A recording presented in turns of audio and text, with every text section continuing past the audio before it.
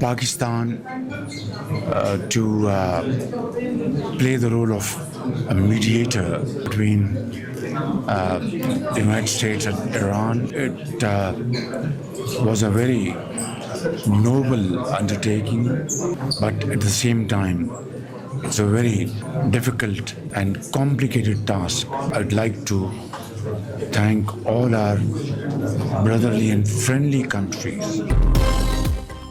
ہم کے لیے ثالثی کے کردار پر فخر. پاکستان نے ثالثی کے دوران انتہائی احتیاط کا مظاہرہ کیا. امریکہ اور ایران کے درمیان معاہدہ مشکل اور پیچیدہ مرحلہ تھا. مشکلات کے باوجود اسلام آباد MOU پر دستخط کرانے میں کامیاب ہوئے. امید ہے آئندہ دنوں میں پائیدار امن کے حصول میں کامیاب ہو جائیں گے. وزیر اعظم شہباز شریف کا TRT ورلڈ کو interview.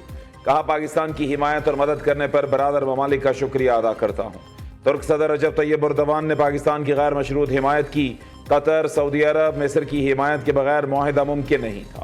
Field marshal Syed Asim Munir نے دن رات محنت کی اور امن عمل میں کلیدی کردار ادا کیا.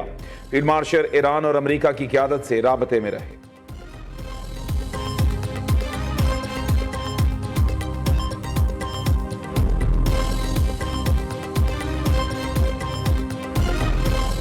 Pakistan has been able to mediate peace between United States and Iran. It wasn't an easy task, and without very sincere support from President Tayyip Erdogan, along with other friendly and brotherly countries, mission would have been well nigh impossible. But Alhamdulillah, here we are today.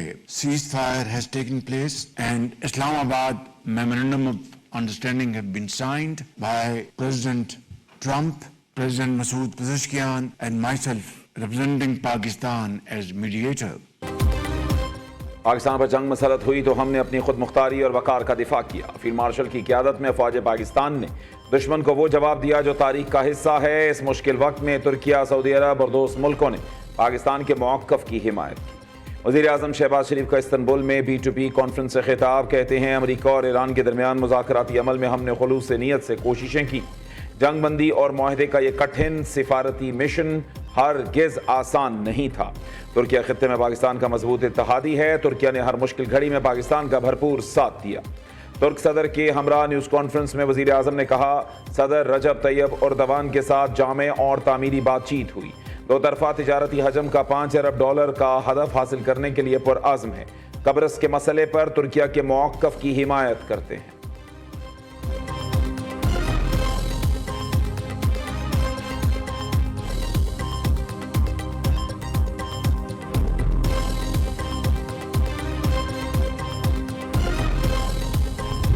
وزیر اعظم کا اہم دورہ ترکیہ میں مصروف دن. نمایاں کاروباری گروپوں سے ملاقاتیں، اقتصادی تعاون اور پاکستان میں سرمایہ کاری پر تبادلہ خیال. شہباز شریف کہتے ہیں اسٹریٹجک سرمایہ کاروں کو ون ونڈو سہولت اور معاونت فراہم کر رہی ہیں.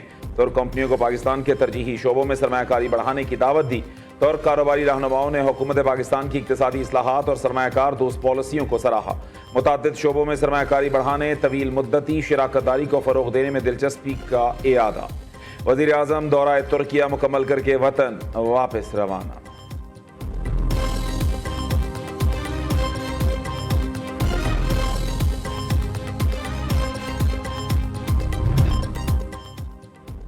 پاکستان اور ترکیہ نے ہمیشہ ایک دوسرے کا بھرپور ساتھ دیا. دونوں ملکوں کی قیادت اور عوام کے درمیان اعتماد کا رشتہ ہمارا اثاثہ ہے. دنیا تبدیل ہو رہی ہے، نئے اتحاد بن رہے ہیں اور تجارتی معاہدے ہو رہے ہیں. پاکستان اور ترکیہ کو اپنی عوام کے روشن مستقبل کے لیے مل کر آگے بڑھنا ہے. نائب وزیر اعظم اسحاق ڈار کا B2B کانفرنس سے خطاب. اسحاق ڈار کی اویاک کے CEO سے بھی ملاقات. ترجمان دفتر خارجہ کے مطابق پاکستان اور ترکیہ کے درمیان سرمایہ کاری کے فروغ، صنعتی تعاون کے استحکام اور اسٹریٹجک اقتصادی شراکت داری کے نئے مواقع پر تبادلہ خیال. پاکستان کی اقتصادی پیش رفت اور ترقی کو سراہا گیا.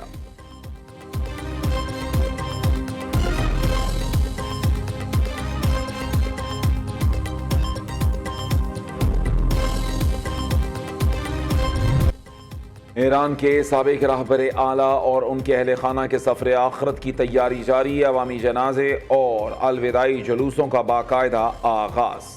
تہران کے بڑے مذہبی اور ثقافتی مرکز امام خمینی مسلح کے دروازے کھول دیے گئے۔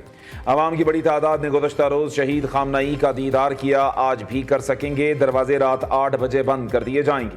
نماز جنازہ بھی آج صبح ادا کی جائے گی۔ 1 کروڑ سے زائد افراد کی شرکت متوقع۔ 6 جولائی کو تہران میں جنازے کا جلوس ہوگا۔ 7 جولائی کی شام میت کو نجف پہنچایا جائے گا۔ 8 جولائی کو نجف میں مقامی وقت کے مطابق صبح 6 بجے اور کربلا میں سپہر 4 بجے جنازے کے جلوس نکالے جائیں گے۔ 9 جولائی کو شہید علی خامنہ ای کی تدفین مشہد میں واقع امام رضا کے مزار میں کی جائے گی۔ امریکہ چاہتا تو خامنہ ای کے جنازے میں ایرانی قیادت کو نشانہ بنا سکتا تھا، ایک ہی حملے میں سب کو ختم کر سکتے تھے، لیکن ایسا نہیں کریں گے۔ حملہ اس لیے نہیں کیا کہ پھر مذاکرات کے لیے کوئی نہ بچتا۔ امریکی صدر ڈونلڈ ٹرمپ کا کہنا ہے جوہری مذاکرات کا راستہ کھلا رکھنے کے لیے حملہ نہیں کیا۔ خامنہ ای کی تدفین کے بعد جوہری مذاکرات دوبارہ شروع ہوں گے۔ وقفے کے دوران دونوں ممالک ایک دوسرے پر حملے نہیں کریں گے۔ اسرائیلی وزیر اعظم سے آئندہ ہفتے ملاقات متوقع ہے۔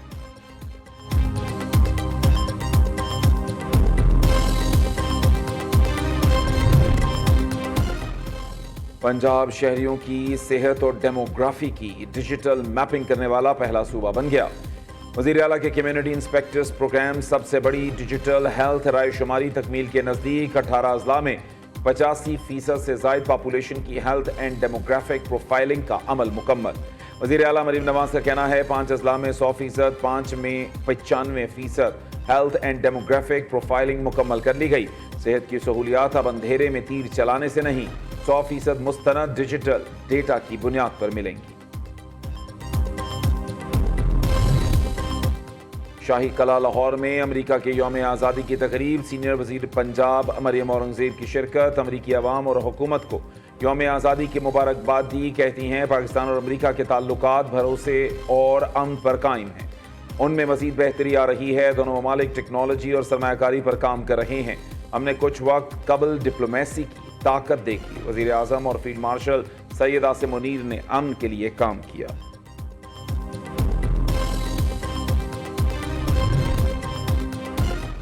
ایم کیو ایم کا کراچی کو وفاق کے حوالے کرنے کے لیے انتظامی یونٹ بنانے کا مطالبہ۔ سینئر رہنما فاروق ستار کہتے ہیں ملک بھر میں لوٹ کھسوٹ کا بازار گرم ہے، وفاق اپنا آئینی کردار ادا کرے۔ ماورائے آئین اور قانون حکومت چلائی جا رہی ہے۔ پیپلز پارٹی سے 2022 میں کراچی کی تعمیر و ترقی کا معاہدہ ہوا تھا، بار بار یاد دہانی کے باوجود معاہدے پر عمل درآمد نہیں ہوا۔ پیپلز پارٹی کے ساتھ یہ آخری معاہدہ ہے۔ وزیر اعظم معاہدے پر عمل درآمد کے لیے کردار ادا کریں۔ ہمارے گورنر کو کیوں نکالا؟ جواب دیا جائے۔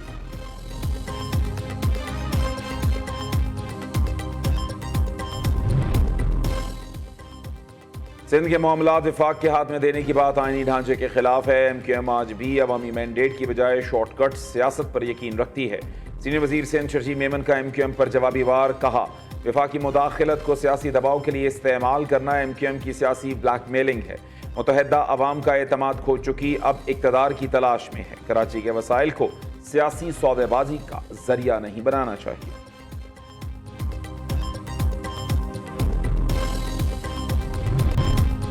برطانوی اخبار دی گارڈین نے بھارتی وزیر اعظم نریندر مودی کو غیر ملکی دوروں پر ملنے والے اعزازات پر سوالات اٹھا دیے۔ اخبار کے مطابق مودی کو سیشلز میں دیا گیا ایوارڈ صرف 3 روز قبل بنائے جانے کا انکشاف۔ رپورٹ کے مطابق مودی کو ایوارڈ کے پہلے اور واحد کنندہ ہونے کا بھی اعزاز حاصل ہے۔ سرٹیفکیٹ میں ریپبلک اور سیشلز کے الفاظ بھی غلط لکھے گئے ہیں۔ بھارتی اپوزیشن کانگریس کا مودی پر طنز، کہا مودی کو کوئی بھی ایوارڈ دیں وہ دوڑے چلے آئیں گے۔ وزیر دفاع خواجہ آصف نے مودی کو بھارتی قوم کے لیے باعث شرمندگی قرار دے دیا، کہا مصنوعی اعزاز کی کہانی سستی مقبولیت کی بدترین کوشش ہے۔ سستے اے آئی ماڈل کے ذریعے سرٹیفکیٹس تیار کیے گئے۔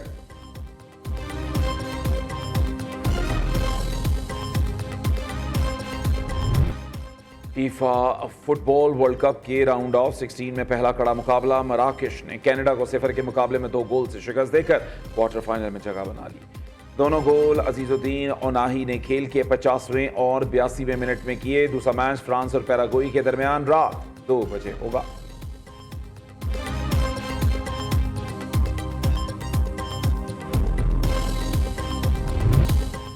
اور وطن کے لیے جان دینے والے کیپٹن کرنل شیر خان شہید، نشان حیدر کا 27واں یوم شہادت۔ قوم کا وطن کے عظیم سپوت کو خراج تحسین کیپٹن کرنل شیر خان شہید نے کارگل کے محاذ پر ازلی دشمن بھارت کے خلاف لڑتے ہوئے 5 جولائی 1999 کو جان کا نذرانہ پیش کیا۔